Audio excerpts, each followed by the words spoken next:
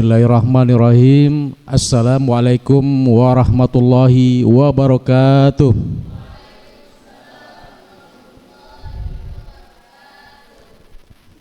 Alhamdulillahillazi arsala rasulahu bil huda wa dinil haq liyuzhirahu 'alad dini walau karihal musyrikun.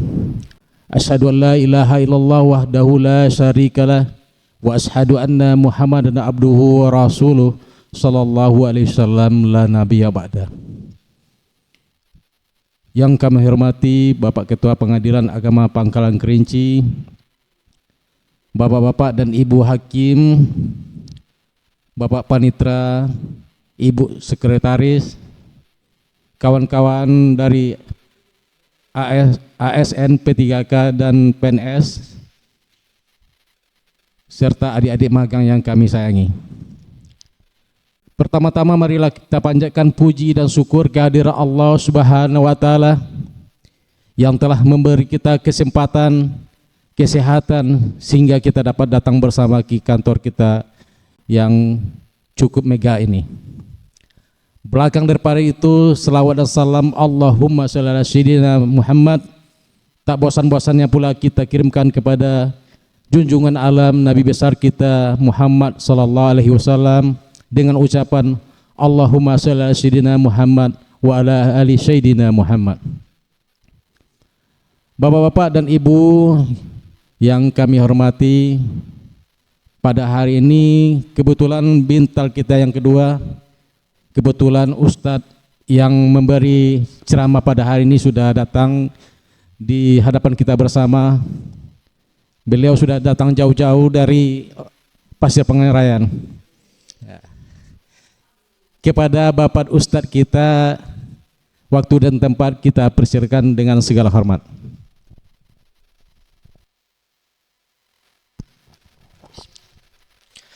Assalamualaikum warahmatullahi wabarakatuh.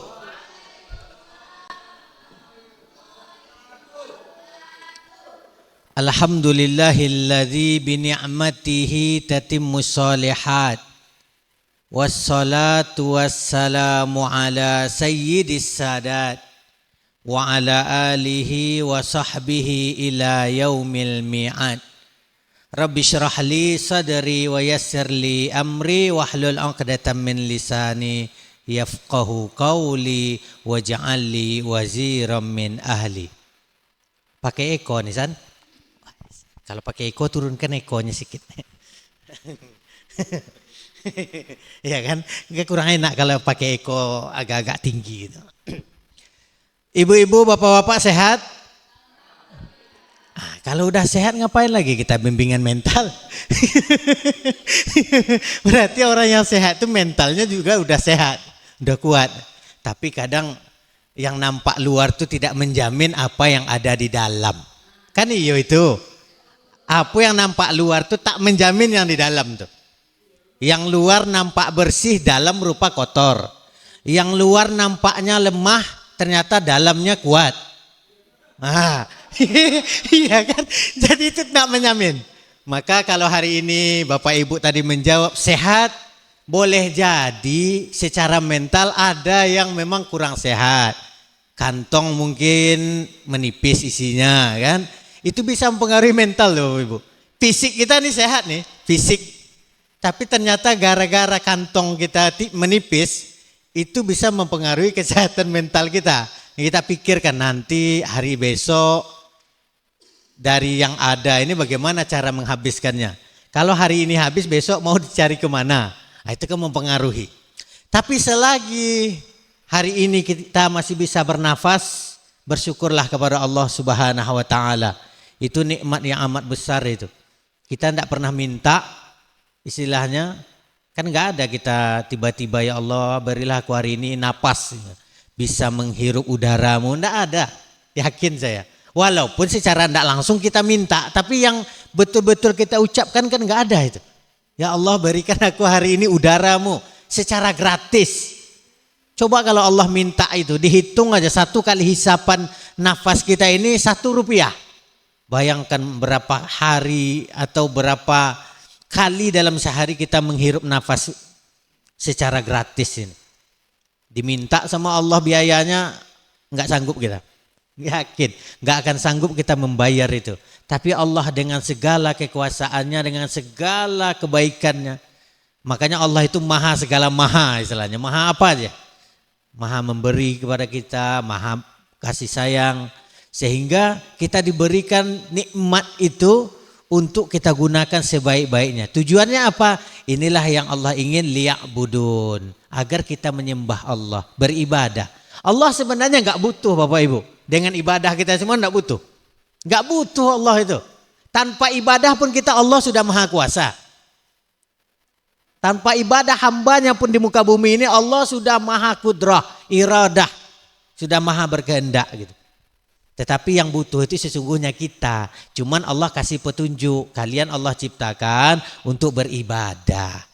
Jangan gunakan nikmat itu untuk yang sia-sia, hambur-hambur aja. Misal foya-foya. Enggak, nikmat yang Allah berikan itu gunakan untuk sang pemberi nikmat. Nah, itulah sebaik-baiknya syukur itu. Nikmat yang Allah berikan kepada kita sebagai penerima nikmat, kita kembalikan lagi dalam bentuk ibadah kepada sang pemberi nikmat. Jadi kita banyak syukur kita Bapak Ibu. Itulah bagian dari syukur yang terbaik atas nikmat Allah Subhanahu wa taala. Makanya ketika bangun itu cara mensyukurinya apa? Salat subuh. Itu ketika bangun. Sebelum tidur cara mensyukuri nikmat Allah apa? Salat Isya. Walaupun setelah Isya itu kita masih bangun sampai jam 10, 11 misalnya. Tapi setidaknya sebelum kita tidur kita mensyukuri nikmat Allah dulu dengan salat. Kalau mau ditambah lagi, kata Nabi, ij'alu akhir salatikum witra. Jadikanlah akhir dari salat malam kalian itu salat witir. Usahakan sebelum tidur witir dulu. Kan kita nggak menjamin nanti bangun tengah malam kita langsung salat tahajud, salat witir. Jarang itu Bapak Ibu. Jarang. Kecuali orang yang sudah terbiasa. Bangun malam dia ambil wudhu, salat tahajud, salat malam. Tapi orang yang tidak terbiasa, kalau dia bangun tengah malam pergi ke toilet, buang air kecil atau buang air besar, selesai tidur lagi tuh. Nah, orang yang tidak terbiasa. Makanya Nabi wanti-wanti dulu, jadikanlah akhir dari sholat malam kalian itu sholat witir. Kalau bisa Bapak Ibu amalkan, sederhana seperti itu amal ibadahnya, usahakanlah. Sebelum tidur itu sholat witir dulu 3 rakaat. Kalau tidak mampu 3 rakaat, 1 rakaat aja lah. Namanya witir itu kan ganjil, 1. Kalau tak sanggup 3. Tapi rasanya kan eman-eman kalau orang bahasa Jawa itu. Eman-eman sholat cuma 1 rakaat. Sekalian aja 3. Gitu. Kemudian mari sama-sama kita bersolawat. Hari ini hari Jumat, hari yang sangat bagus untuk bersolawat kepada baginda kita Muhammad sallallahu alaihi wasallam dengan ungkapan Allahumma shalli ala sayyidina Muhammad wa ala ali sayyidina Muhammad. Assalamu alayka ya Rasulullah. Perbanyaklah solawat, karena solawat ini baik orang Islam maupun orang tidak beragama Islam, kalau ia bersolawat disebutkan sampai solawatnya. Baik dia orang kafir maupun orang muslim sampai solawatnya. Orang berdosa atau orang yang taat sampai solawatnya. Orang yang lalai dalam bersolawat atau orang yang fokus serius misalnya dalam solawat sampai solawatnya. Begitulah selawat. Kalau yang lain kan tidak kadang. Kalau amal sholat itu harus khusyuk kita sholat. Itu yang diterima. Kalau tidak khusyuk, Allah lah yang maha tahu apakah diterima atau tidak. Tapi petunjuk yang kita dapat kalau tidak khusyuk ya tidak diterima sholat kita. Beda dengan sholawat. Khusyuk tidak khusyuk kita. Kalau kita berselawat kepada Nabi, insya Allah sampai kepada baginda Muhammad SAW. Ini kan luar biasa. Maka oleh karena itu perbanyaklah sholawat. Sambil ngangguk-ngangguk misal dalam ruangan ini, dengar kami bercerita di depan ini, ucapkanlah dalam hati, sallu ala nabi, Allahumma sholli ala sayyidina Muhammad misalnya. Cukup. Kalau mau yang paling pendek, sallallahu ala Muhammad. Itu pendek. Kalau mau panjang ya silahkan sholawat badar kah, atau sholawat yang lain, sholawat nariyah, silahkan. Itu yang panjang-panjang. Kalau yang pendek aja, sallallahu ala Muhammad. Kalau lebih ancak kebahasaan. Lebih bagus sallallahu ala sayyidina Muhammad. Kenapa? Setidaknya itu bagian dari adab kita. Kita kan jangankan kepada baginda Muhammad, kepada Pak Ali aja kita manggil ada bapaknya. Nggak mungkin ketua kita yang bernama Ali gitu kan. Kadang kita langsung bilang ada Bapak Ali Muhtaram ya. Ada, itu bentuk kita ihtiram kita. Demikian juga dengan baginda Muhammad, Sayyiduna Muhammad sallallahu alaihi wasallam. Jadi nggak langsung selawat kepada Muhammad misalnya. Rasanya kurang bijak, kurang sopan kita nyebut nama Muhammad. Ayah kita aja nggak pernah kita bilang Muhammad misalnya. Misalnya nama ayah saya Fauzi Amin ya. Amin ya. Nggak pernah saya bilang begitu. Itu ayah saya. Apalagi ini baginda Nabi, orang yang paling mulia di muka bumi ini istilahnya. Maka itu setidaknya kalau lebih bagusnya kita tambah dalam sholawat itu ada kata Sayyidina. Tuhan kami, pemimpin kami, penghulu kami. Itu kan lebih enak istilah, secara adabnya itu lebih beradab dibanding yang langsung Allahumma sholli ala Muhammad. Tapi tak salah juga karena beliau memang mencontohkan bagaimana cara bersalawat kepadamu wahai baginda Nabi. Ya disebut Allahumma sholli ala Muhammad. Kan Nabi nggak mungkin langsung dicontohkannya Allahumma sholli ala Sayyidina Muhammad. Enggak begitu beliau. Tapi beliau langsung Allahumma sholli ala Muhammad wa ala ali Muhammad. Itu ungkapan beliau. Tetapi kita sebagai umatnya, tentu sebagai orang yang beradab, kasihlah tambahannya. Ya Allah, sampaikan salawat kepada Tuhan kami, pemimpin kami, Nabi kami Muhammad sallallahu alaihi wasallam. Ada kata tambahannya Nabi Yuna misalnya, Habibuna. Jangan langsung aja ke yang satu kata yang disebut dengan Muhammad. Begitulah agungnya beliau. Bapak Ibu yang dimuliakan oleh Allah Subhanahu wa taala, rasanya ini baru pembukaan nih. Tapi semangat dari ibu-ibu tadi itu di chat pribadi, saya semangat katanya untuk mental atau bimbingan mental. Kami yakin Bapak dan Ibu, apalagi yang udah lama bekerja di pengadilan agama ini, mentalnya itu udah terasa. Kenapa kita adakan bintal itu, bimbingan mental? Boleh jadi yang udah terasa itu sesekali basah juga dia. Yang udah kering itu basah, atau yang udah basah mentalnya kering. Ya maka oleh karena itu ditambah lagi asupan-asupan. Yang udah kita ketahui mudah-mudahan menjadi pengingat kembali. Yang belum kita ketahui berarti tambahan pengetahuan bagi kita Bapak Ibu. Itu kita saling mengingatkan. Benarlah kata Allah itu watawasau bil haqqi watawasau bis sabri. Saling memberi nasihatlah kalian dalam kebaikan dan dalam kesabaran. Nah itu. Ada hal yang ingin kami sampaikan pada kesempatan ini. Ini yang berkaitan dengan mental kita dalam menjalani rumah tangga kita di rumah masing-masing. Ini penting. Ini penting. Kenapa saya bilang penting? Jangan hanya kita menyelesaikan masalah orang di kantor ini. Rupanya rumah tangga kita bermasalah. Nah ini saya nggak nyinggung siapapun ya, maaf. Kalaupun ada mungkin yang merasa saya tidak menyinggung sama sekali enggak. Tapi maksud saya kita semua punya potensi ada masalah keluarga di rumah. Nah itu maksud saya itu. Jadi ketika potensi itu muncul, bagaimana cara kita menyikapinya? Ini juga penting. Karena tidak semua istilahnya mampu menyikapi masalah itu dengan sebaik-baiknya. Apa contoh? Ya kita lah. Berapa banyak kita menyidangkan perkara itu? Bu Nita berapa banyak menerima orang yang mau daftar perkara? Gara-gara tidak selesai masalahnya di rumah. Harus memerlukan tambahan orang pengadilan menyelesaikannya. Di sidang misalnya. Itu kan masalah yang tak selesai di rumah. Nah, padahal kalau kita saling mengerti dalam rumah tangga itu harus punya rumus. Suami punya rumus, istri punya rumus. Apa itu? Pada kesempatan ini saya ingin menyampaikan ada 5P. Rumus laki-laki itu untuk perempuan. Nah, jadi 5P ini bapak-bapak. Kalau bapak-bapak yang sudah menikah, kalau yang belum ya untuk ini persiapan. Persiapan materi gitu ya. 5P yang perlu kita usahakan dalam kehidupan rumah tangga kita. Kalau 5P ini diterapkan, yakinlah ibu-ibu di rumah itu tak akan mengeluh dia. Senang aja berseri-seri mukanya gitu. Nanti untuk ibu-ibu ada juga 5J. 5P untuk bapak-bapak, 5J untuk ibu-ibu. Jadi kalau kira-kira 1P-nya itu 5 menit, 10P berarti 5 kali 10, 50 menit ke depan.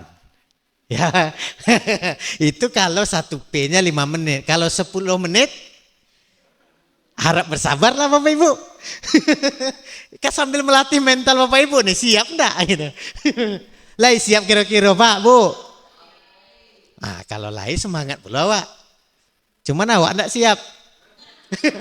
Lama betul, enggak lo ada minum kan? Iya kosong aja nampak kan? Minimal yang di depan tuh adalah minum kan? Ya Pak ya. Kalau yang dengar tak ada, ya tinggal dikomunikasikan lah. Tapi yang depan ini perlu. Tak perlu yang berwarna, enggak perlu yang berwarna, minimal yang ada rasa lah. Enggak ada warna enggak apa-apa ya, ada rasa misalnya itu jadi. Iya, Adam Sari kan, dia warnanya masih putih juga, tapi ada rasa-rasa manisnya. Baik, 5P dan 5J. P yang pertama itu Bapak Ibu, terutama bapak-bapak, perhatian. Jadi kalau kita sebagai suami ini, bagi bapak-bapak yang laki-laki, ibu-ibu itu suka perhatian. Kan iya Bu? Suka enggak suaminya memperhatikan ibu-ibu? Pasti. Kenapa orang banyak datang ke pengadilan mengajukan perkara cerai, terutama istri datang mengajukan? Karena kurang perhatian dari suaminya. Suami kadang lebih perhatian ke, gadgetnya, HP-nya. Itu jadi masalah di rumah tangga tuh. Istri di samping misalnya kan, tapi suami sibuk aja, apalagi yang tersandra oleh game online, oleh judol. Itu luar biasa dampaknya tuh. Sibuk aja dia main HP-nya. Istrinya di samping. Kadang ngomong istrinya, diajak bicara sama istri, dia nggak peduli. Yang penting yang dipedulikan HP-nya aja. Perhatian. Begitulah pentingnya perhatian ke ibu-ibu. Sangat penting perhatian ibu-ibu. Jadi kalau ingin rumah tangga kita harmonis, perhatian itu selalu diberikan. Lahir dan batin. Jangan yang lahir-lahir aja ya nampak. Yang batin pun kasih. Pokoknya tercukupi perhatian itu lahir batin. Zohir wa batinan, zohiron wa batinan. Kalau terpenuhi zohir batinnya, insya Allah puas seorang istri itu bersama suami. Puas dia hidup bersama kita. Tidak menyesal. Jangan hanya ada yang kadang orang materi aja dikasih, tapi yang bagian batin kurang. Nah itu juga nggak pas, kurang sempurna itu. Dia hanya materi dikasih terus, tapi tidur malamnya nggak diperhatikan sama suaminya. Suami tidur di luar misalnya kan, istri dibiarkan tidur sendiri, padahal istri sudah lama tidak mendapatkan nafkah batin, udah sebulan. Itu kan ngamuk istri itu. Duitnya dikasih memang, tapi istri kalau udah duit dapat begitu, saya nggak perlu duit lagi bang katanya. Aku perlu satu barang abang itu gitu kan. Ya kan? Itu agar batinnya juga terpuaskan. Ya kan? Kita sensor ya. Kita sensor. Tapi betul kan Bu, itu dibutuhkan oleh ibu-ibu. Zahiran wa batinan. Maka berilah perhatian zahir batin. Lahir batin itu berilah. Kalau udah dapat lahir batin, insya Allah rumah tangga itu bisa bertahan sangat lama, bahkan hingga maut memisahkan keduanya. Nah, itu yang pertama, itu perhatian tuh. Sangat penting. Rajin-rajinlah memperhatikan istri kita. Saling pandang misalnya, tatap. Nah itu. Yang kedua setelah perhatian itu adalah pengertian. Suami itu juga harus pengertian. Apa contoh? Istri sibuk gendong anak, piring banyak yang perlu dicuci. Nah suami kalau enggak ada kerja bantu istri cuci piring. Betul enggak Bu? Bapak-bapak malu enggak cuci piring? ini masalah ini. Nggak perlu malu Bapak. Cucilah piring itu. bantu istri kita. Boleh jadi seharian istri kita itu sudah repot dengan tugas rumah yang lain. Menyapu misalnya, belum ngurus anak, memandikan anak, kemudian menyiapkan bekal anak-anak. Semua disiapkan untuk anak, bahkan untuk suaminya juga disiapkan. Makan suaminya, minum suaminya, pakaian suaminya. Nah, ketika misal kita sudah sampai di rumah, pulang dari kantor, memang capek. Kalau capeknya dibilang capek. Tapi kalau kita bilang aku capek, yo istri kita di rumah juga capek. Emang aku nggak capek kata istri kan? Emang lo aja yang capek. Itu kalau bahasa orang Jakartanya. Kalau bahasa orang Melayu ndak ada lah begitu kan. Emang lo aja bang yang capek bang. Nah, ndak ada gitu. Kurang sopan lah kalau orang Melayu bilang gitu kan. Nah, tapi emang udah Jonan capek dah. Nah, itu aduh. Itu. Emang ocu aja Jonan capek cu. Nan pone. Nah, ndak ocu aja udah cunya. Ya kan? Nah, ada. Tapi artinya istri itu juga perlu pengertian dari kita. Ketika anak nangis misalnya, istri lagi masak. Yang pengertian diperlukan istri apa? Ambil anak tuh. Kita yang jangan pula kita sibuk main HP lagi kan. Anak dibiarkan aja nangis. Anakmu nangis kata. Ada orang begitu tuh suaminya. Udah jelas istri sedang masak atau istri sedang mencuci. Dia tinggal bilang anak nangis. Anakmu nangis. Padahal apa salahnya dia langsung ambil anak itu, dia yang tenangkan, ajak anaknya main-main misal. Itulah pengertian yang diperlukan oleh seorang istri. Betul enggak Bu? Senang, yakinlah seorang istri senang sekali kalau diberi pengertian begitu. Sesekali Pak, coba pijit istri kita. Jangan waktu tertentu aja dipijit. ini benar nih. Kalau kita survei lah ibu-ibu di dalam nih aja kayaknya ada ndak yang dipijit suaminya, misal dipijit pahanya, dipijit ini betisnya, dipijit pundaknya. Ada ndak tanpa disuruh ya? Dengan inisiatif suami aja gitu kan tiba-tiba dipijitnya gitu. Ada ndak Bu? Ya, itu pijit yang ada maksud. Soalnya pijitan begini ini ada maksudnya nih sama. Saya pun juga gitu. Disuruh istri mijit kaki, saya pijit yang lain-lain juga. Yang diminta istri kaki cuma kan. Kalau kita enggak, ingin memberikan service excellent. Service excellent kan udah terbiasa di kantor nih kan Pak ya. Kalau Pak Abu gitu kan, disuruh misal tolong pijit kaki bang misalnya kan, disuruh pijit. Cuman masalahnya dengan kebiasaan service excellent tuh jangankan kaki muda bilang. Semuanya aku pijit nih. Itu. Tapi maksud kami kita memang harus pengertian.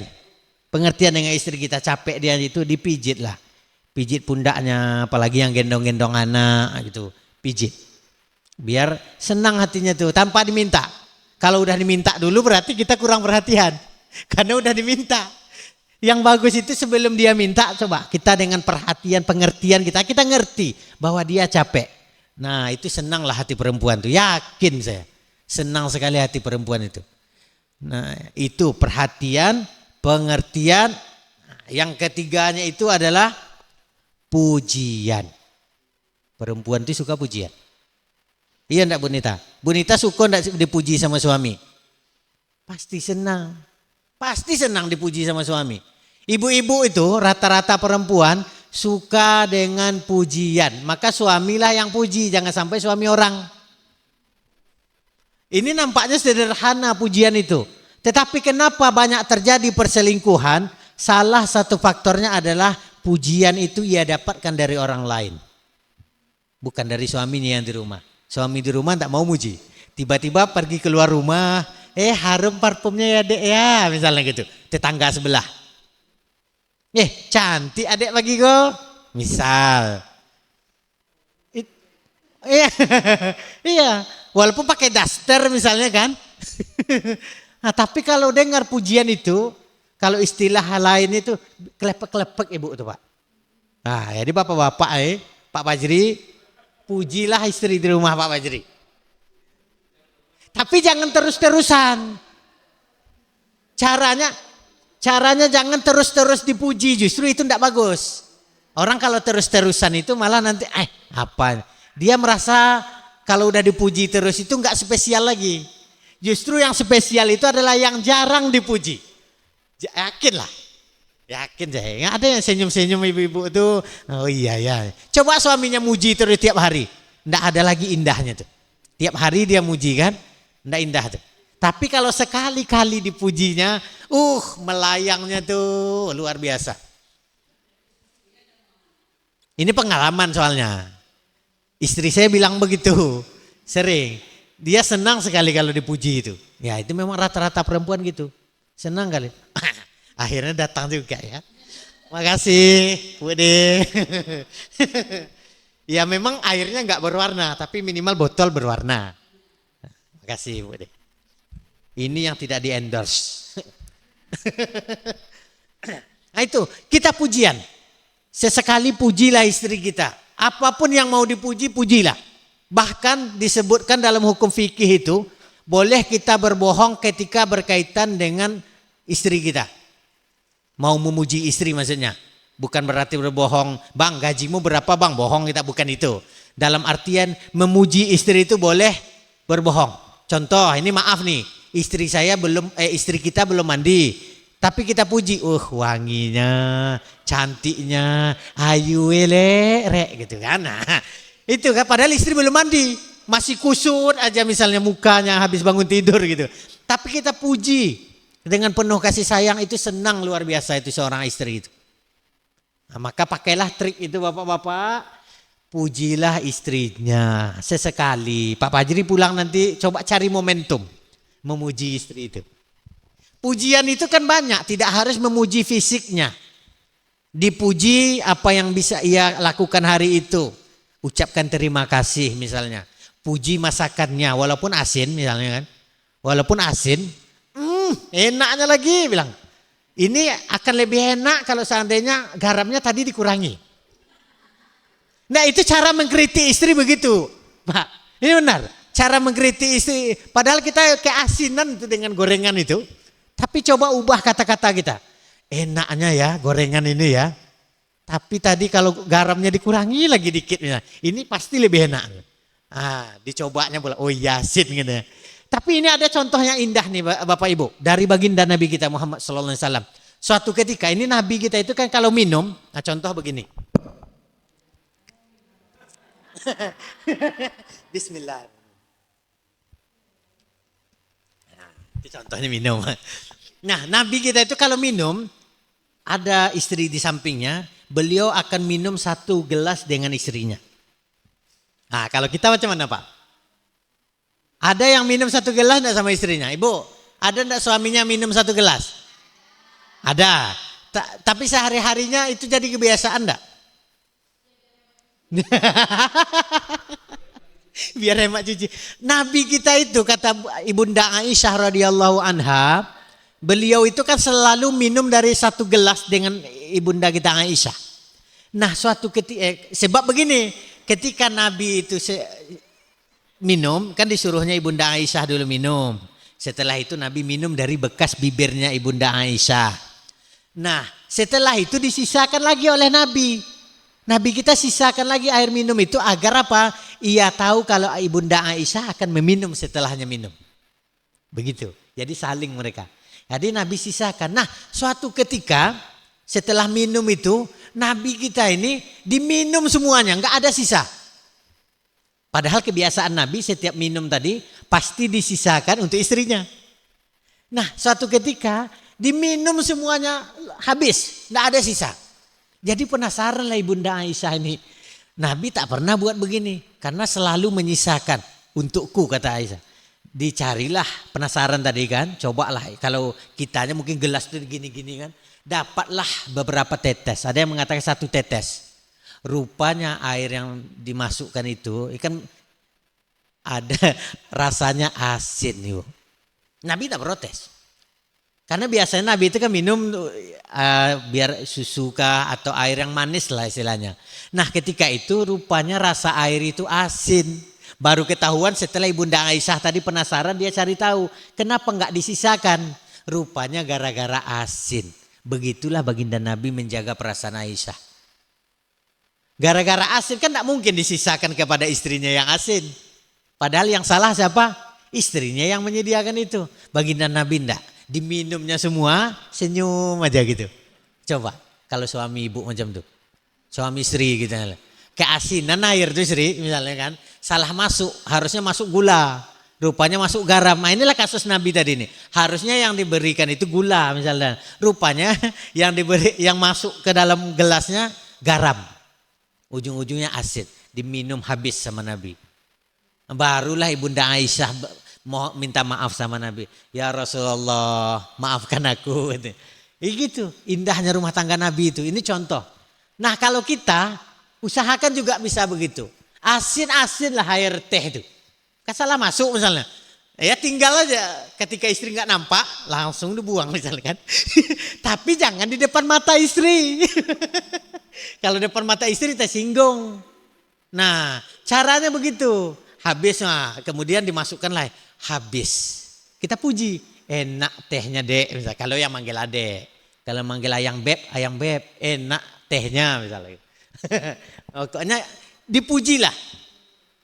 Untuk menghindari istri kita tersinggung. Jadi seorang perempuan butuh pujian. Maka rajin-rajin juga memuji Bapak Ibu. Tapi jangan terus-terusan. Sesekali puji misalnya menjelang. Jangan hanya menjelang tidur aja dipuji gitu. Ada yang menjelang tidur karena ada makna terselubung situ kan dipujinya istrinya. Cantik kamu malam nih gitu kan. Rupanya ada maksud di situ kan. Iya Pak Bu ya. Ada maksud. Ini kalau bapak-bapak saya tahu triknya, makanya ketawa ya Bapak ya. Ya Pak Herman ya. Iya, kalau orang udah nikah itu langsung nyambung memang. Kalau udah nikah, kalau belum nikah nggak apa-apa Gil. Boleh dibayangkan dulu. Tapi yang positifnya boleh mengangan-angankan rumah tangga ke depan, aku perhatian ke istriku misalnya kan, memuji istriku. Ya itulah maksud bimbingan mental kita ini. Biar ke depan ketika bagi yang belum nikah, mental dia siap untuk menjadi seorang suami dalam rumah tangganya. Karena banyak orang tak siap. Banyak orang tak siap. Oleh karena itu, kita sama-sama harus siap. Pujian, perhatian, pengertian, pujian. Nah udah 3 nih. Berarti udah berapa menit? Lumayan. Yang keempat Bapak Ibu adalah pelukan. Jadi perempuan itu suka pelukan. Bu Nita suka pelukan suaminya. Nah, itu. Kalau ada yang menjawab, enggak katanya. Itu di depan kita aja bilang enggak. Tapi di belakang itu, kapan lah suamiku meluk aku ini. Pelukan tuh tak hanya jam-jam 10 malam ke atas. Jangan dibatasi hanya jam 10 malam ke atas misalnya. Atau subuh, habis sholat subuh. Jangan. Pelukan itu akan merangsang hormon testosteron.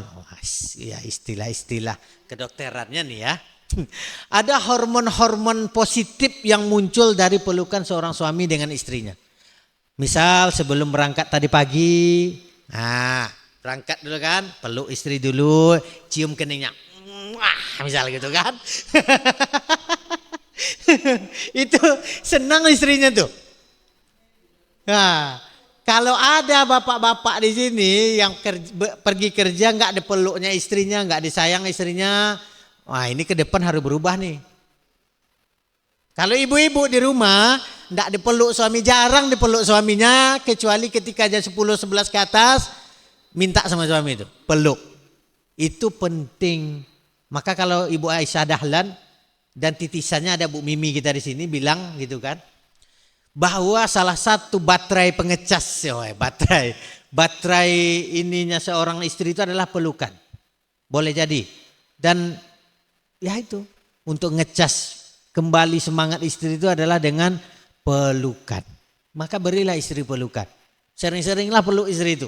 Walaupun dia kalau udah keseringan tuh geli juga gitu kan. Tapi peluklah. Ya peluk dalam artian sambil bercanda pun boleh. Peluk dari belakang misalnya, sedang masak dia Pak Fajri, peluk dari belakang kan. Itu romantis loh. Kita nah itu pengalaman kayaknya nih. Tak jadi masak. Nah, itu nyata ya Pak Fajri ya. Itu nyata Pak Fajri ya. Nyata itu. Nampaknya itu sederhana, Gil. Seperti orang bercanda. Kalau orang udah nikah tuh kalau istri sedang masak dipeluk kayak bercanda gitu kan. Tetapi betul kata Pak Fajri itu, nggak jadi masak habis itu. Matikan kompor, tutup pintu, selesai itu. Tapi ini real. Kita yang mewujudkan keromantisan dalam rumah tangga kita. Ini jangan dianggap sepele hal-hal kecil begitu ibu-ibu, bapak-bapak. Jangan dianggap sepele. Itu sangat berarti dan berharga untuk kelangsungan rumah tangga kita. Pelukan itu, peluk istri kita, lagi cuci misalnya. Kan risih dia memang. Tapi yakinlah, di balik dia nolak itu dia suka itu. Coba istri Bu Nita sedang masak misalkan. Dipeluk sama Mas Sugeng dari belakang. Karena dia nolak, abang nih atau mas nih. Tapi tolakan dia itu sesungguhnya karena dia suka dipeluk itu. Nggak ada yang betul-betul nggak suka. Jangan, nggak usah peluk-peluk aku bang misalnya. Nggak usah peluk-peluk. Nggak ada. Perempuan itu suka dengan pelukan. Maka sering-seringlah peluk. Jangan salah peluk. Khawatir terpeluk istri orang. Nah itu pula. Tapi kalau di rumah tak mungkin salah peluk ya Pak Fajri ya. Itulah satu-satunya kan. Itu. Jadi pelukan ini juga perlu kita jaga. Sering-seringlah peluk istri. Pokoknya setiap mau berangkat tuh peluklah istri itu. Biar hormon positif itu menjalani hari. Kita sebagai suami yang bekerja misalnya di kantor, itu juga mendapat aura positif dari pelukan itu. Istri kita juga demikian. Menjalani hari-hari dia di rumah tanpa kita, setelah dapat pelukan itu auranya positif aja di rumah itu. Mau ngambek dia nggak jadi. Senyum-senyum misalnya, muka merah karena udah dipeluk sama suaminya, udah dicium sama suaminya, udah disayang sama suaminya. Ini penting nih. Agar rumah tangga kita itu selamat sampai ke tujuan kita. Tujuannya apa? Nah, nanti sama-sama lagi di surga. Yang keempat itu perhatian, pengertian, pujian, pelukan. Yang kelima, ini penting juga nih. Penting. Apa itu? Perhiasan. Lai suka Bu Nita dibelikan emas Bu Nita. Perempuan tuh suka. Mata perempuan tuh kalau udah lihat emas tuh, itu berkaca-kaca gitu ya. Kalau udah lihat emas, permata, berlian misalnya, biasanya di sekitar kita itu kan emas. Kalau permata, berlian kayaknya jarang kita nampak. Jadi emas. Nah kalau bapak-bapak punya rezeki misalnya, belilah emas untuk istri. Perhiasan. Beri istri perhiasan. Dan tidak harus emas juga sesungguhnya. Bisa jam atau barang bentuk benda yang lain lah. Yang penting seorang istri suka ketika diberi dalam bentuk perhiasan. Sangat suka itu. Apalagi suaminya emas. Mas Sugeng misalnya. Emas gitu. Suka. Jangan sampai kita nggak pernah memberikan sesuatu yang berharga untuk istri kita. Dulu aja ketika mau nikah kita kasih sebentuk cincin emas misalnya gitu kan. Itu saja, setelahnya nggak pernah lagi. Nah kalau punya rezeki berlebih atau nggak perlu tunggu berlebih rezeki itu. Rezeki yang ada usahakan, niatkan ya Allah, ini aku beri untuk istriku misalnya. Mudah-mudahan engkau ganti yang lebih baik. Berilah sebentuk cincin emas kah? Emas 24 karat, 5 emas misalnya. Waduh, senang aja seorang istri itu. Kalung, gelang, yakinlah. Senyum-senyum itu saking bahagianya ibu-ibu itu kalau diberi emas, enggak perlu nunggu malam itu Pak. Yakin lah, tak perlu nunggu malam. Abang siap-siap.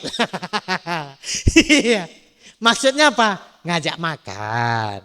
Jadi ibu-ibu langsung dimasakkannya yang enak-enak untuk suaminya. Kenapa? Dia bahagia. Udah dikasih emas, dikasih gelang, dikasih kalung sama suaminya. Itulah kebahagiaan seorang perempuan tuh. Udah dapat.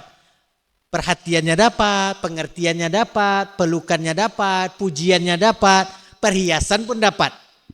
Kebahagiaan apa lagi yang kurang tuh Bu? Kebahagiaan apa lagi coba yang kurang dari itu? Orang banyak datang ke pengadilan karena kurang perhatian, karena kurang pengertian, karena kurang pujian juga, karena kurang pelukan, dan karena kurang perhiasan, nafkah maksudnya. Nah, itu maknanya memang dalam juga, tidak harus ini. Nafkah itu bagian juga lah. kita masukkan dalam arti yang luas, nafkah. Nah kalau sudah terpenuhi semuanya, apalagi yang mau dicari oleh ibu-ibu? Apalagi Bu? Udah lengkap rasanya tuh kan? Membahagiakan lahir batin itu ya Sri?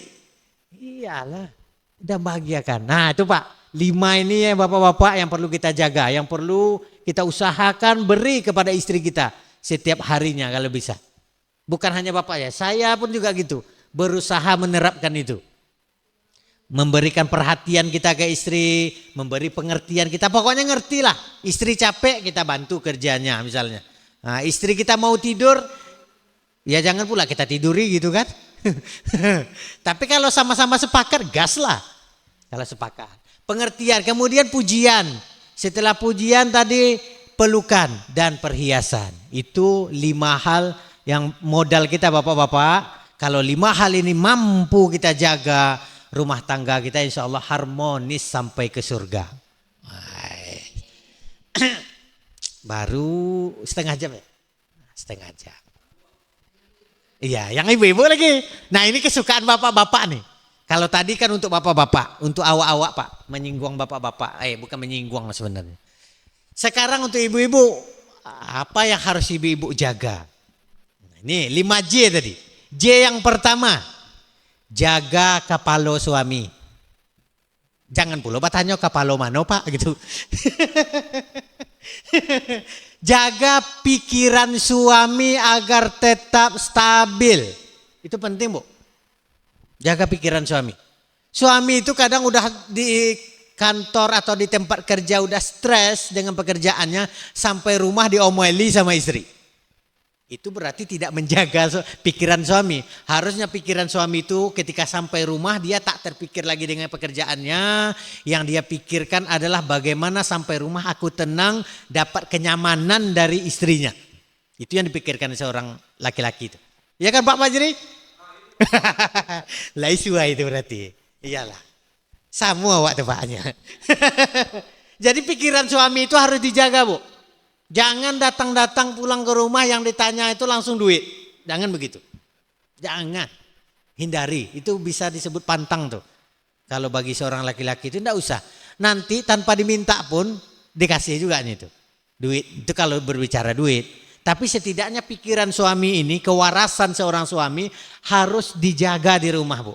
Makanya Nabi itu menganjurkan ketika suami mau pulang, istri harus siap-siap mandi kah, pakai wangi-wangian kah. Agar apa? Ketika ia datang ke rumah, aura yang ia cium itu apa?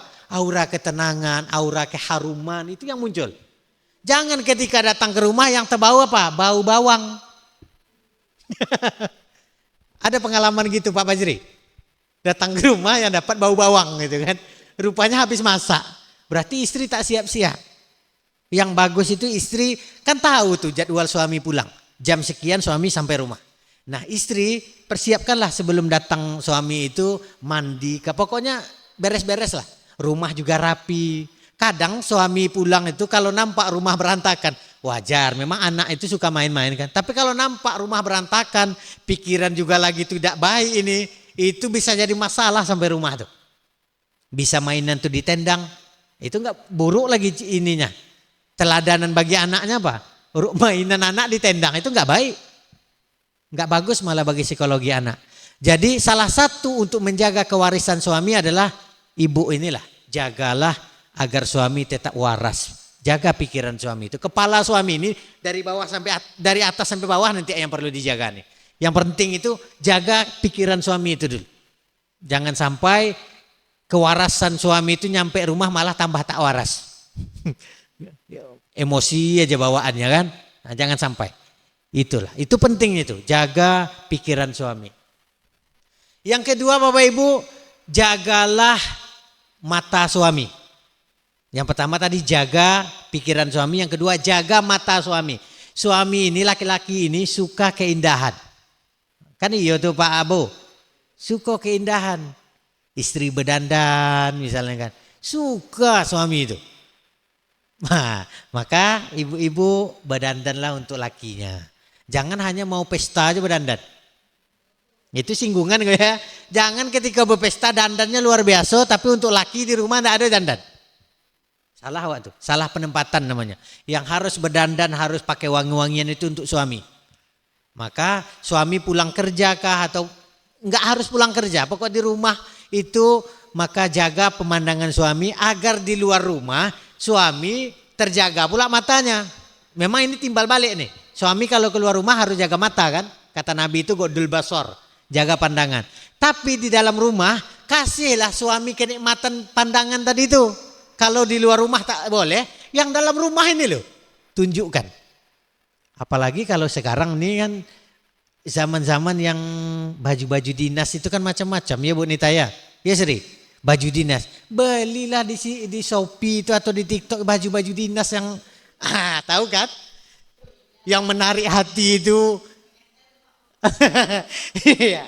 Tentu sesuaikan ukuran masing-masing. Ya, agar itu untuk memuaskan mata suami loh Bu.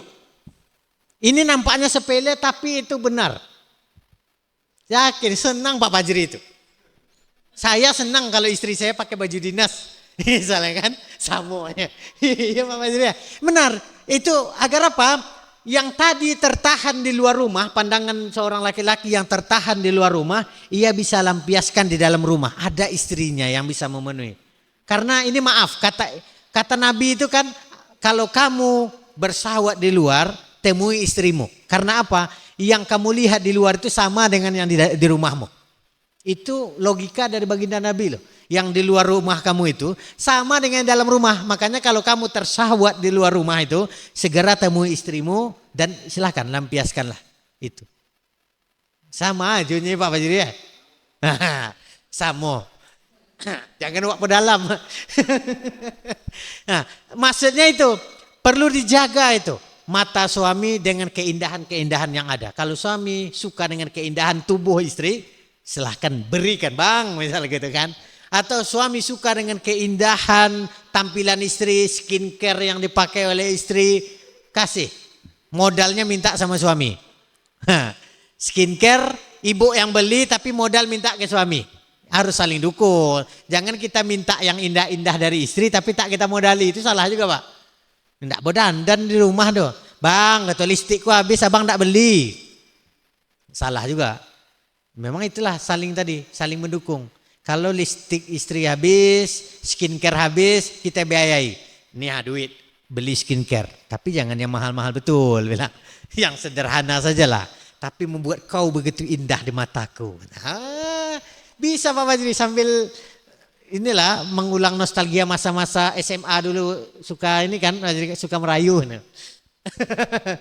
Nah itu jaga mata suami yang suka dengan keindahan, suka dengan kecantikan misalnya, itu yang perlu dijaga. Yang ketiga, jaga makan suami Bu.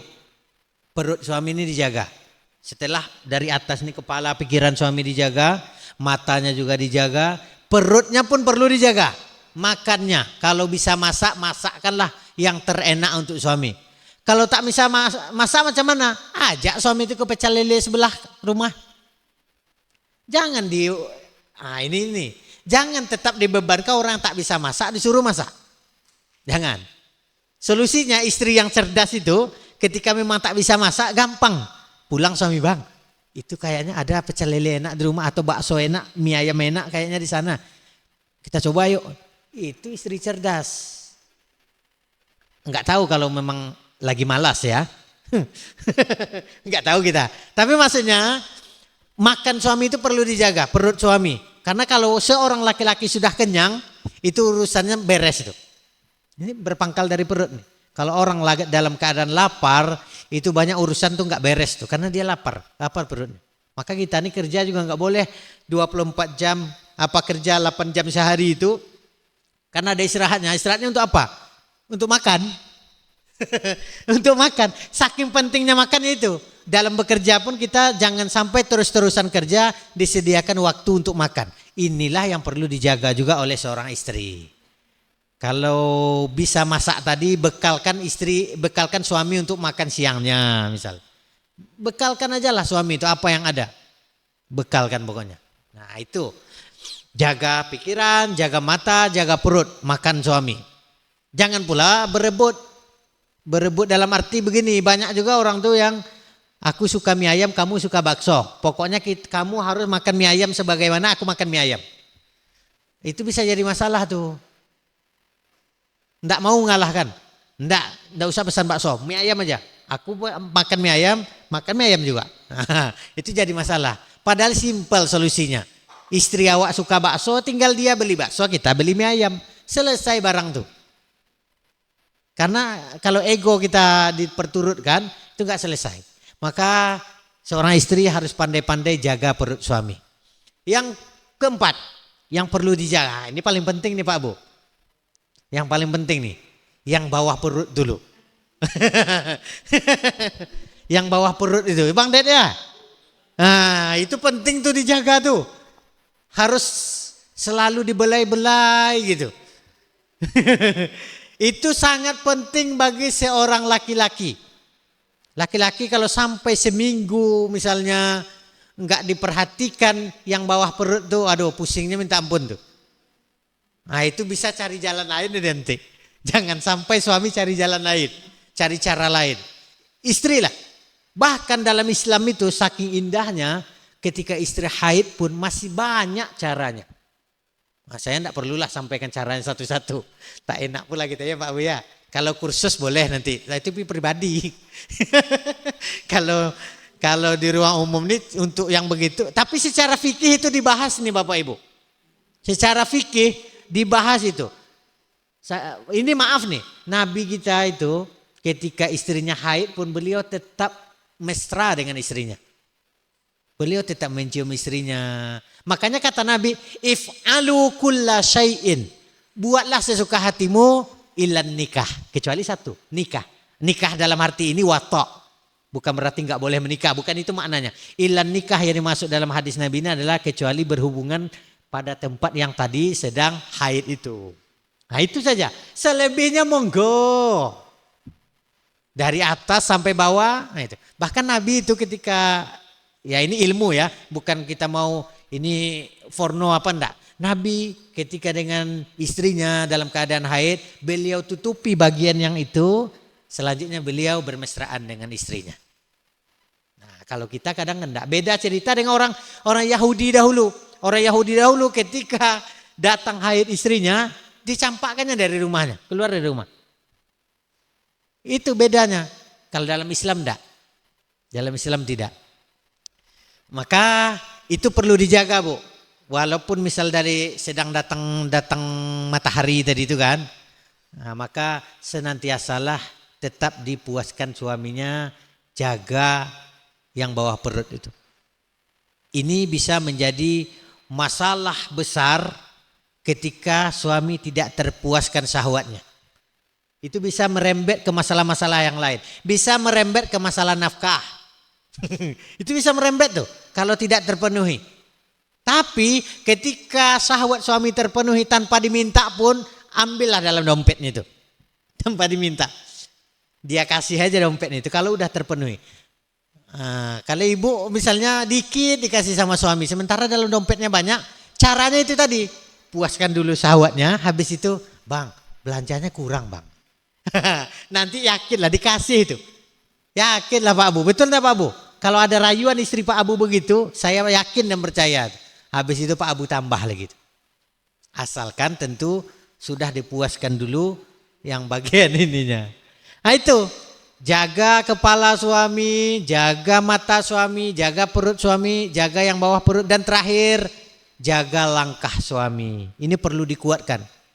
Suami ini kan manusia. Ada kadang salah dari keputusannya, maka tetap harus disupport keputusan seorang suami itu. Jangan langsung menyatakan mengkritik suami itu keras misalnya. Itulah abang tadi, harusnya jangan begitu abang, enggak. Kritiknya yang elegan aja. Kalau mau mengkritik, kembali ke poin 4 tadi. Yang ini, jaga. Kalau mau mengkritik suami, Bu, ini saya kasih triknya. Puaskan suami, habis itu kritiklah suami. Kalau enggak percaya buktikan. Kalau ada yang dirasa kurang dari suami itu, ada yang tidak berkenan di ibu-ibu, gimana cara mengkritiknya? Puaskan suami, habis itu silahkan bisikkan ke telinganya. Bang, aku nggak suka bang begini-begini bang. Nah, yakinlah nggak akan marah suami itu. Nggak akan marah itu triknya tuh. Boleh dicoba ya Sri. Tapi kalau Koko udah dirasa sempurna ya tetap lanjutkan.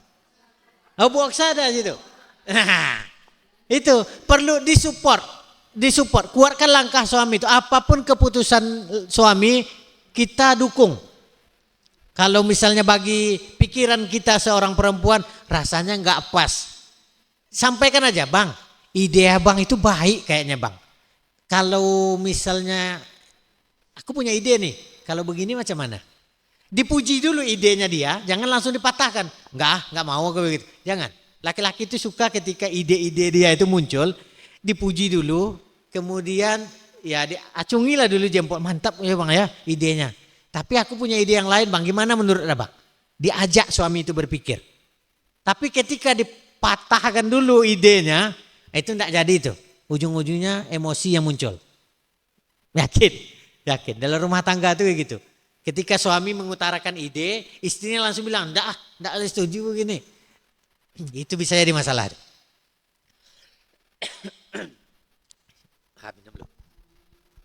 Ini kode sebenarnya ini.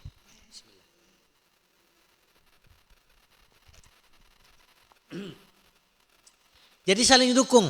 Dukunglah langkah suami apapun misalnya keputusannya. Kalau keputusannya arahnya salah, sampaikan baik-baik ke telinganya suami.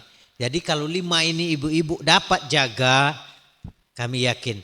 Dukung juga hobi suami. Kalau suami hobi mancing, ikut ke tempat pemancingan tuh kalau bisa. Kalau suami suka hobi. Pokoknya apa hobi suami? Hobi suami suka main tenis aja. Ikut misalnya. Yang jelas disupport hobi suami itu Bu. Tapi kalau hobi suami main judol, nggak usah. Nggak usah. Tentu hobi-hobi yang tidak bertentangan dengan syariat. Hobi-hobi yang masih positif. Kalau hobi negatif, hobi suami main judi dukung. Enggak juga. Jangan. Itu salah namanya itu. Nah, tapi kalau hobinya main bola kaki ya Pak bukan? Disupport aja. Suami itu senang ketika hobinya disupport oleh seorang istri. Yakin saya. Sangat senang sekali hati seorang laki-laki itu ketika hobinya disupport oleh istri. Hobi mancing misalnya, hobi apa lagi? Hobi main bola, hobi main tenis atau hobi-hobi yang lain lah. Yang positif tentunya insya Allah kalau itu bisa dilakukan rumah tangga kita aman, damai, tentram aja. Masalah yang ada itu kecil jadinya. Kalau 5 tadi yang bapak-bapak terapkan yang 5 tadi, 5P itu dan ibu terapkan yang 5J, yakinlah. Bapak-bapak terapkan P yang pertama itu perhatian, pengertian, pujian, pelukan, kemudian perhiasan. Kalau ini diberi semua ke istri, tenang istri. Istri juga demikian, dijaga pikiran suami, dijaga mata suami, dijaga perut suami, dijaga yang bawah perut suami itu. Kemudian dijaga langkah suami, disupport terus. Saya yakin dan percaya rumah tangganya itu akan aman, damai, tentram, sakinah, mawaddah, warohmah. Nah, itu harapan kita Bapak Ibu. Ya, karena udah lumayan, udah hampir 1 jam kayaknya. Terima kasih atas segala perhatian. Mudah-mudahan ada manfaatnya. Mudah-mudahan ada manfaatnya. Bukan karena kami mungkin merasa lebih hebat. Enggak, bukan itu.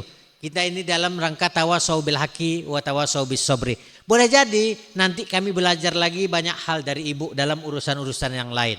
Tapi hari ini kita belajar ada 5J yang perlu diberikan oleh seorang suami kepada istrinya. 5P dan 5J yang perlu dijaga oleh seorang istri untuk suaminya.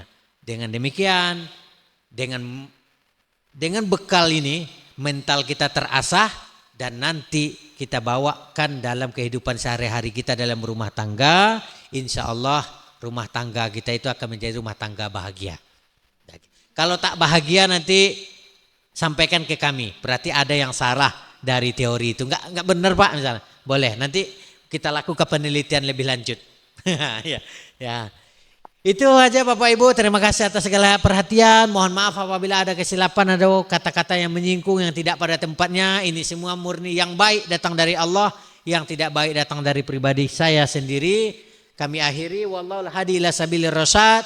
Wassalamualaikum warahmatullahi wabarakatuh.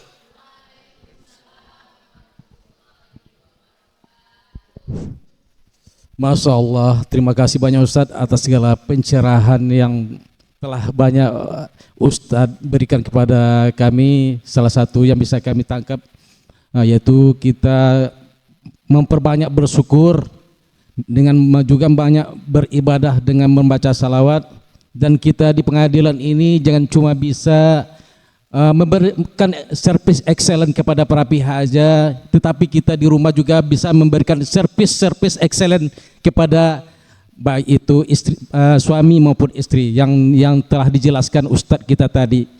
Ya, ada beberapa servis yang kita tangkap tadi. Yang untuk suami ada 5P ya Ustadz ya. Nah, kalau untuk istri ada 5J yang bisa kita tangkap tadinya. Semoga kita bisa menerapkan apa yang ilmu yang diberikan Ustadz kita tadi dan bisa kita terapkan dalam kehidupan kita sehari-hari. Dan saya sebagai pembawa acara banyak minta maaf kalau ada salah dan janggal. Saya minta maaf. Akhir kalam saya ucapkan wabillahi taufiq wal hidayah. Assalamualaikum warahmatullahi wabarakatuh.